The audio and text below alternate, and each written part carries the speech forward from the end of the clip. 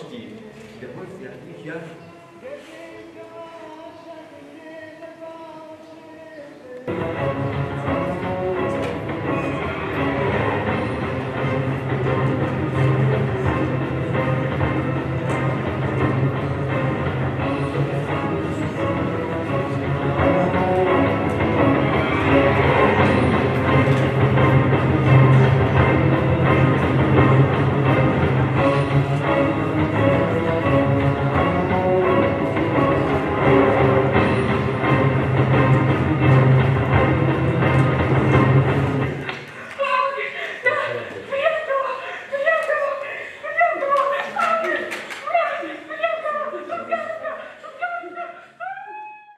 دیارە وەکتی پیشانەی پیرەمەگرون ئەمە نوێترین بەرهەممانە دوای 32 بەرهەم کە لە ساڵ 2004 بەردەوامین لە کارکردن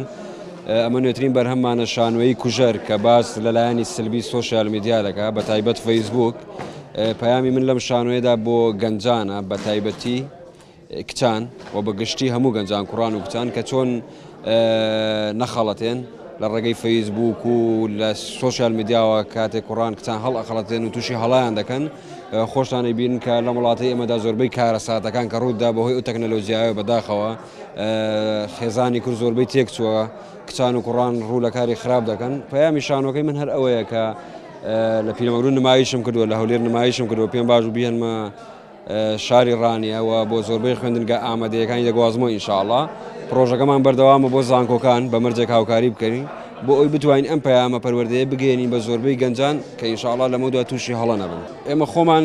تیپەکەمان لە بەڕێوەبەتی ڕۆشنبیری سلێمانی تۆمارکراوە تیپێک ئەوان هاوکاریمان دەکەن بۆ کارەکان و ئەم